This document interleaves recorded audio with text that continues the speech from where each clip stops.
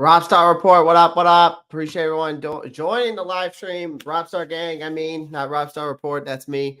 If you're new to the channel, welcome. Of course, as always, your host, Clay Ropp. If the Carolina Panthers and the NFL content, and that's what you love, well, you're in the right place. So today we're just really going to wrap up day two of Minicamp.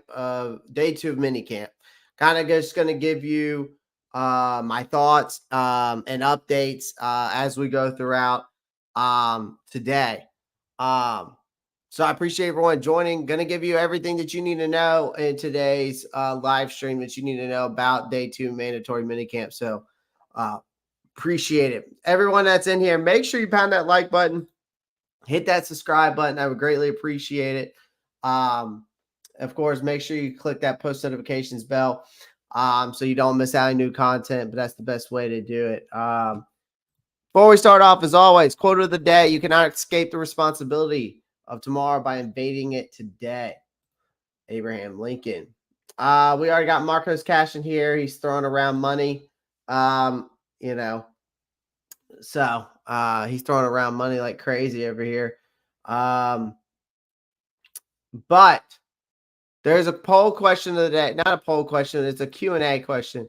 Leave a comment today, guys. Let me know who you feel will be the most improved player on the Panthers in 2024. All right? Let me know. Leave a comment as we go. All right. 20 people watching. Whether you're watching on Twitter or on YouTube, just feel free to get in the chat. Or also, make sure if you're on YouTube, make sure you hit that thumbs up button. If you're on Twitter, make sure you hit those hearts. And if you're on Twitter, the best way you can show your support to my channel is coming on over to the YouTube channel. The link is in my my bio. So click on that. Takes you right to the channel. I'm live daily and I'm posting up content every single day. So I appreciate everyone that's here. All right, let's get right into it. So they wrapped up mandatory minicamp. It was a pretty laid back day for the most part. They did have a couple of action-packed sessions. You saw everything from missed field goals to scuffles that emerged today. So Eddie Pineiro, that's been one of the hot topics and of today. And first things first is that he was there. He returned to the field. He had his kicking shoes firmly in place. The pressure's on him, right? He skipped voluntary workouts. The rumor is that's due to contract negotiations. Pineiro has faced the scrutiny with his usual cool demeanor. And after warming up and getting back into the groove, he was perfect until a 55-yarder flirted with the uprights before veering off.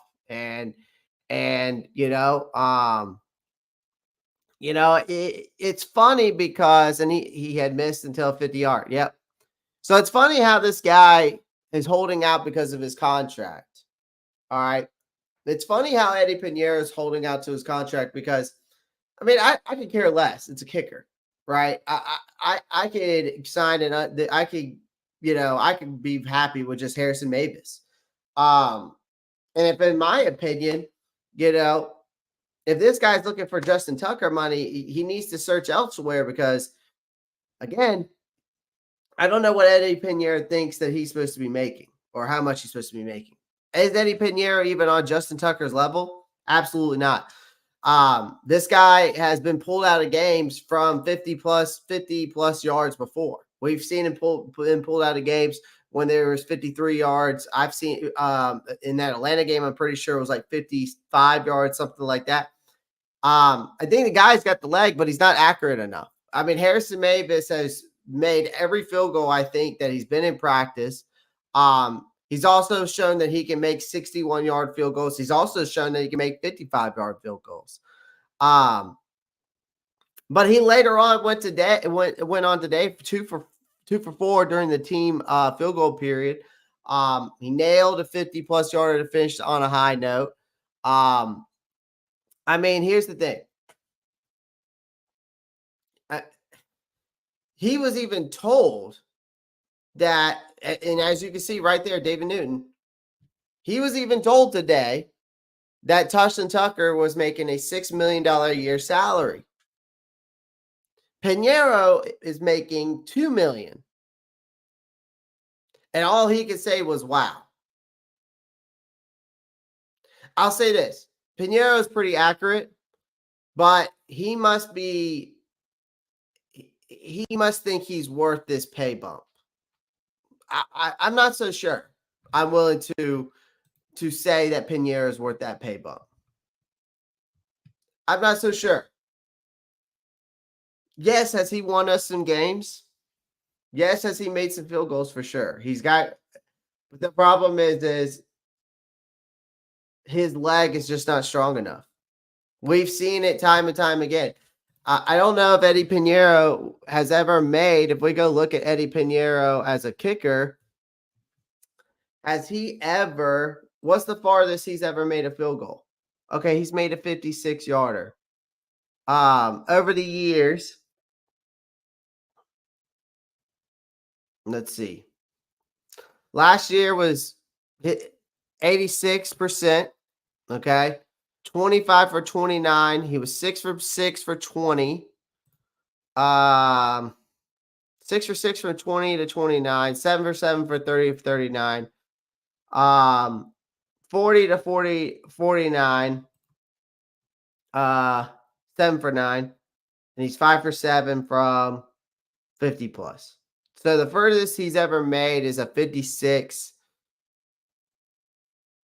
So he's 89 over his career is 89%. I mean, he's 18 for 18 over his career, 20 to 29. I'll give him that. I mean, 34 to 36, not bad. 26, 33, 10, and 12. I mean, if you go look at Justin Tucker, yeah, I'm kind of interested to go look at do comparison here. So if we go to Justin Tucker, yeah, let's go to his kicking stats. Okay. So this guy, so Eddie Pineiro is getting paid $2 million. Justin Tucker makes $6 million, right? 90%. Eddie Pineiro is at 89%. Okay. The guy's never missed from 20 to 29 yards. He's only missed 3 field goals from 30 to 39. He's only missed 13 field goals from 40 to 49. And he's 58 for 85 from 50+ yards. Plus, he has the longest field goal record of all time, 66 yards. So, I mean, I just don't know what Eddie Pineiro expects. I mean, you go look at these guys' stats side by side. I mean, Just Tucker's way better. But, for me, I mean, the guy has. I'll say this: Eddie Pineiro has great accuracy.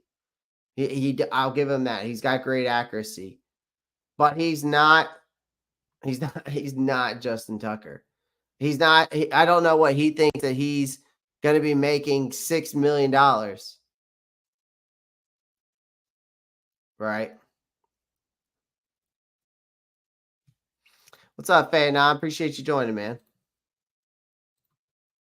It's been a while. I've been missing the show at work. Well, hey, Fan, my shows are always replayable on YouTube, so you can always go back and catch up if need be.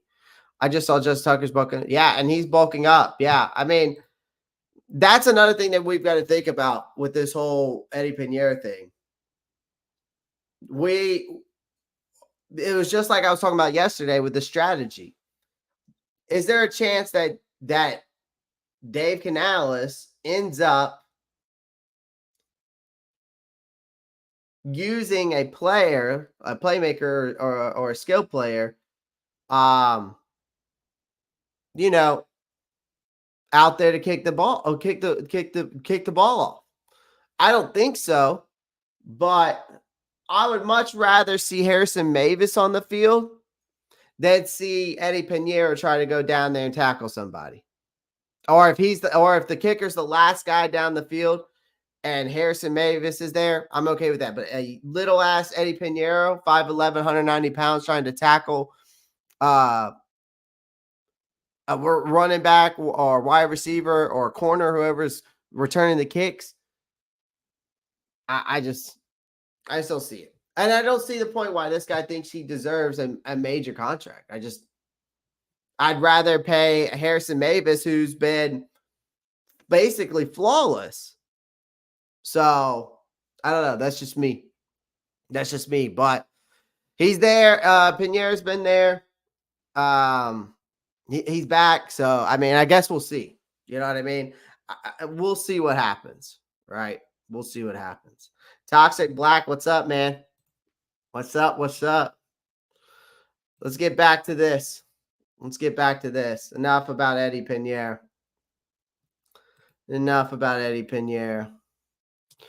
All right. So tempers flared today. There was a little bit of a scruffle. All right. The battle, I'll say this. It was the battle of size mismatches. It wasn't just the heat outside from the sun that was causing this to boil over. It's they got into an intense scruffle between 5'9" running back Raheem Blackshear and towering 6'5" Jadeveon Clowney. Despite the significant size difference, Blackshear held his ground in the showdown. Obviously, Dave Canales came out and talked about it. He said that he loved the competitiveness. And Canales praised the players for that energy and reminded them of to protect, our team and stay on the right side of the chippy.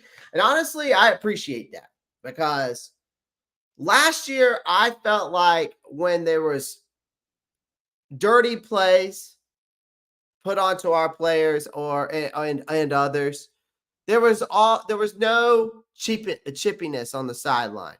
There was no coaches getting into players' faces. There was no players getting into other players' faces. There was no, again, fight. That was one of the things we were talking about yesterday on the wish list. That's what I wish. I want to see fight again, whether it's from players getting into other players' faces, players standing up for their teammates, coaches getting in the grills of other players when they do something wrong, or praising players when they do something right? Like, just show that competitiveness, show that fight on the field. And I think hearing this, I know it's just mandatory minicamp, but I hope that kind of energy that we're hearing or we're seeing, protect our team, kind of, so to speak, that, Canales was talking about. I'm hoping that we see more of that as the season goes on, because we didn't see any of it last year.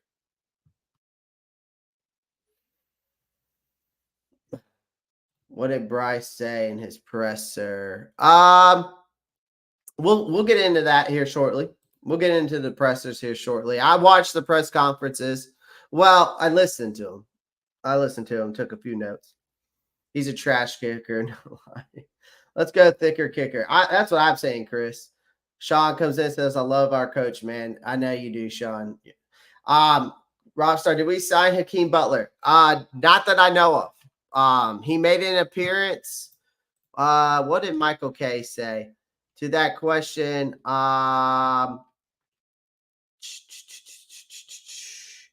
Michael K said something. Hold on one second here. I'm trying to find it. Former Eagles. He's here for workouts, but there's no news that we signed him, right? There's definitely no news that we signed him, but he's there working out. So we'll see. All right. Mad Chatter's back. Appreciate everyone in here who joined the live stream. We're gonna go over some more stuff, but yeah, I just want to see more of that fight. I want that energy, the energy between Jadeveon Clowney and Blackshear. I want to see that go throughout the whole season, right? And that's what I'm talking about fighting as well. That's part of it. Oh, so let's get into this right here. I want to lose. I'm gonna let you listen to Just this talk real about quick. Derek Brown on defense, coming to work every day, just killing it in the drills, getting after it, really pushing himself, especially when he's tired. Coach Wash doing an incredible job with the rush group and the different stunts and things they're working on. And then on offense, I can't talk about effort without talking about Chuba Hubbard and Tommy Trimble, two guys who really push each other to get their work in, to work on the small things, taking care of their bodies, the effort that we're looking for in practice. These guys are at the front of what we're talking about, trying to push the tempo, trying to make sure that the defense can feel the attacking style that we have. These are guys that have really stood out for me this spring as leaders in that regard. And so, I mean, so he's speaking on obviously Derek Brown, Chuba Hubbard, Tommy Trimble. He had plenty of praise to dish around for players who are stepping up in these mandatory mini camps. Obviously, these three guys he alluded to just talk about their efforts and leadership. He highlighted their dedication, hard work, as you can hear, and how they're setting the tone for the rest of the team. I think that this team needs leadership. Um, I felt like last year we didn't really have a guy on the offense that really lead. I mean, as much as it's supposed to be your quarterback, I don't think we saw enough of that, right? Between our offense, right? But Chuba Hubbard, he's battled through injuries he battled through injuries to now led the Panthers in rushing yards. And then Tommy Trimble is a guy that a lot of people are thinking he's going to be a breakout in this new offense. And then, and so we're they're singled out as role models for their teammates. So, but Derek Brown, we know he's the face of the defense, so he's going to be the leader on that defense, and kudos to him because we need it. We need a leader. Invite QB and Adrian Martinez after the championship. Hope Shaq can stay healthy. We're going to talk about him here shortly. Michael Reeve. Clowney's in Charlotte to put his feet up and relax. Jeez. How many guys Brooks? How my guy Brooks doing? As of right now, Matt Chatter, he is still dealing with the ACL injury, right? They keep saying that he's out. He keeps saying he's gonna be ready for training camp. I just don't know. I can't predict this guy when he's going to come back. I want to say that the guy's going to make it back and training camp, but there's no telling. You know what I mean? There's really no telling. So,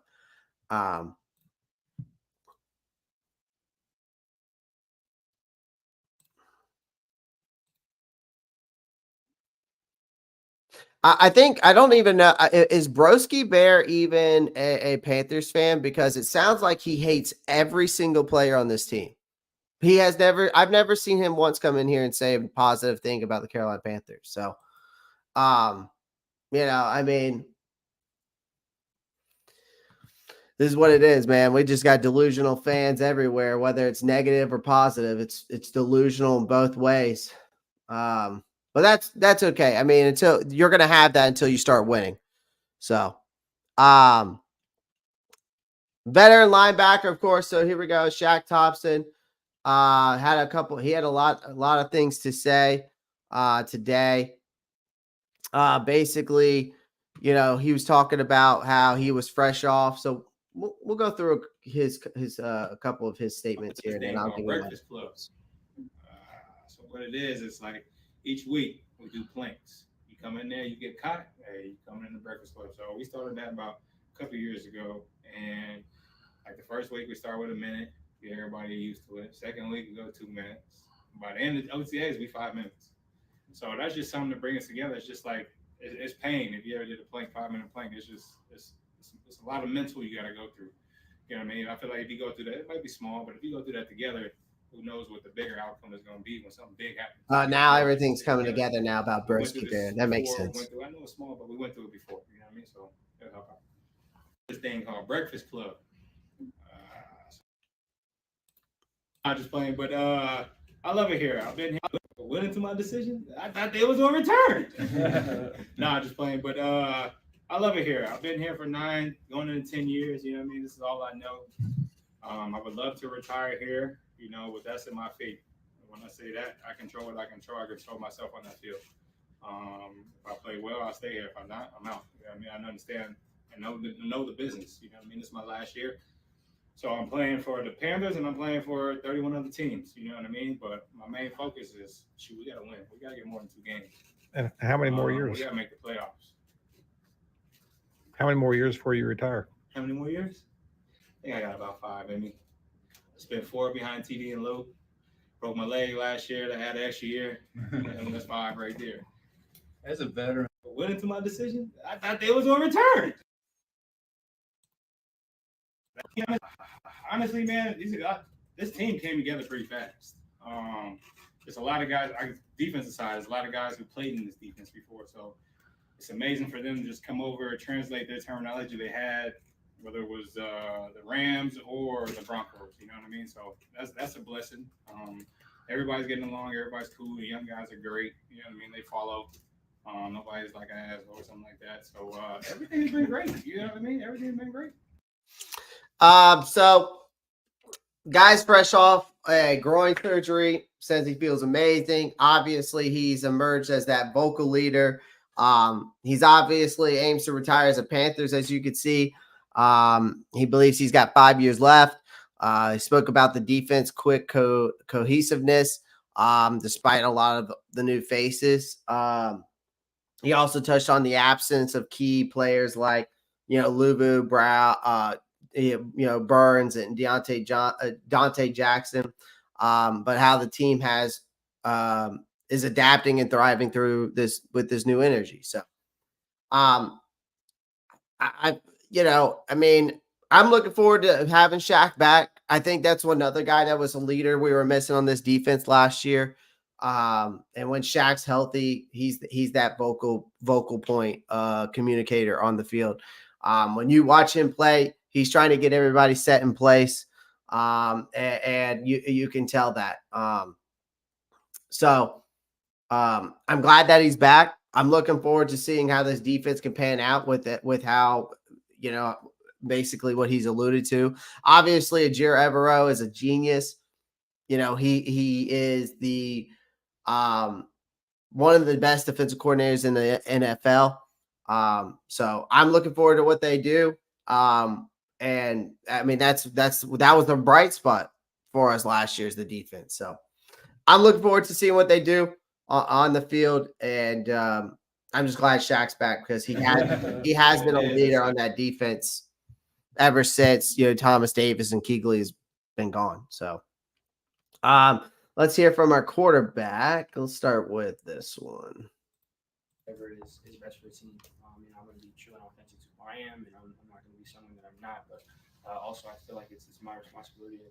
It's not, hey, this is what I'm going to do. This is what I'm going to say. I'm not going to. This is this speech I practice in the mirror, so it has to be said.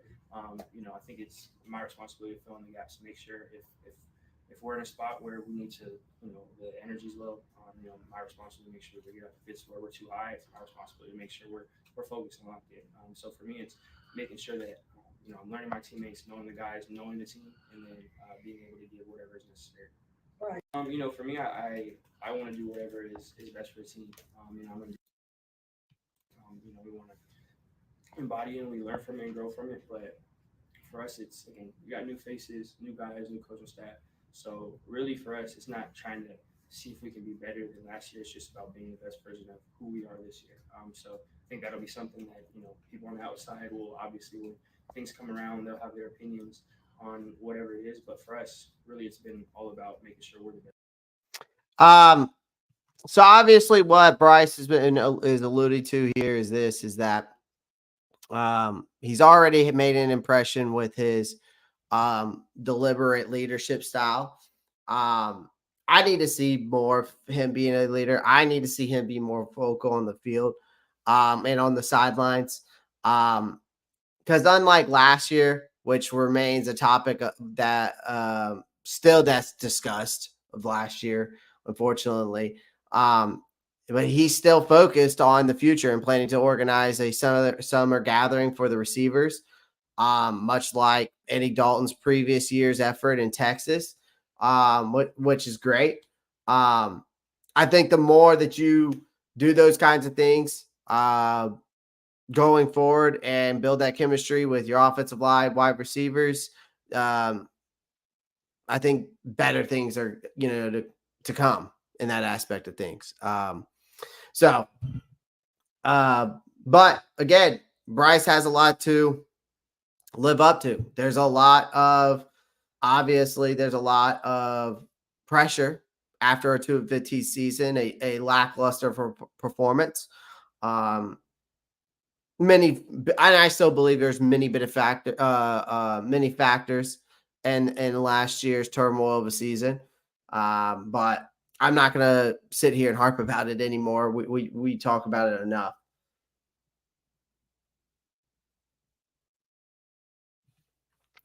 All right. So a couple other things. Real quick. I need to turn that off. Couple other things, some injury updates, some competition stuff that y'all need to watch. Some injury updates. There was a little bit of a mix here. DJ Johnson's knee injury isn't considered serious. I thought it was a calf injury. Someone posted up last night that it ended up being a calf injury, but now it's back to a knee injury. They said it still isn't considered serious. He should be ready to go by training camp. Jonathan Brooks, ACL, DJ Wanu, quad, they're still on the mend, and they will be eased back into training camp. Minicamp ended on a high note. Andy Dalton had a beautiful pass to Amir Smith-Marset. Head coach Dave Canales delved into position battles today. That will be key to watching training camp, right? The position battles.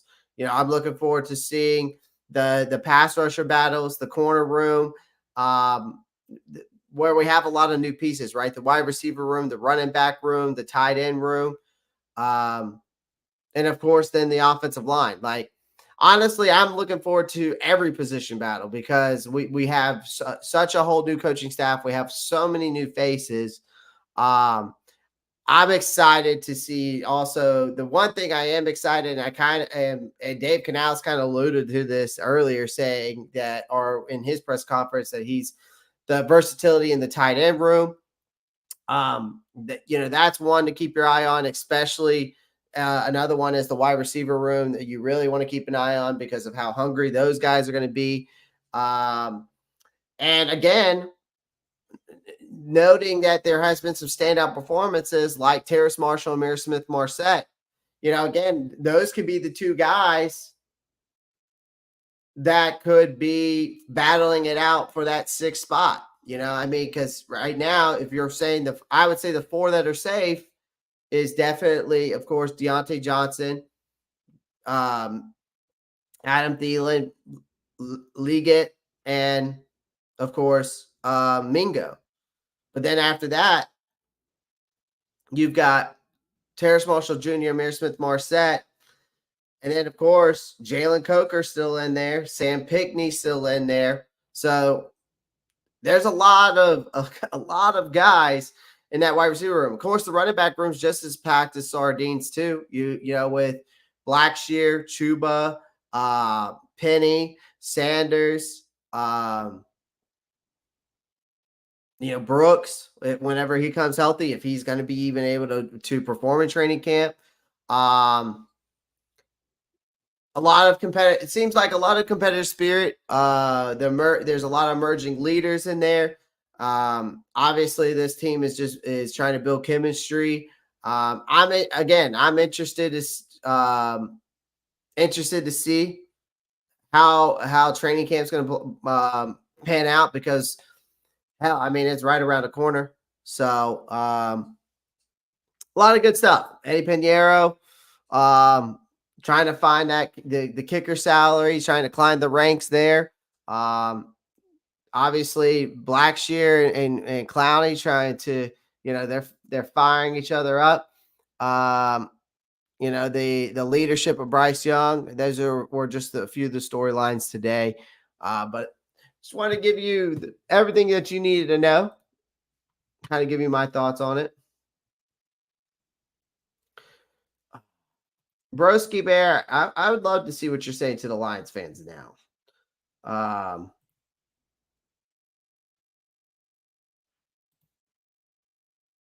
DJ Johnson doesn't contribute anyway. Yeah, I mean, it is what it is.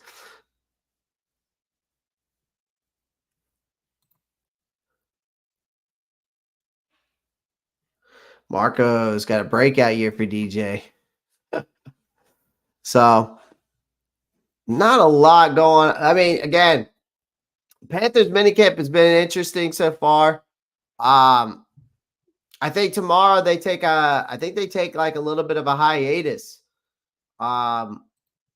But just want to bring you a couple of news and updates. Honestly, that's all I got for y'all today. Honestly, it's going to be a short and sweet episode today just because there's really not much going on, but I just want to give you everything that you needed to know after day 2 of Panthers minicamp. A lot. I think we have the day off tomorrow. If I'm not mistaken, I think they take a day off tomorrow and then they're back on Friday. So, again, I appreciate everyone joining the live stream as always. Make sure you pound that like button, hit that subscribe button. Become a member today if you haven't already. Don't worry, I'll have more content coming out to you tonight. I'm definitely going to get some shorts out to you guys tonight.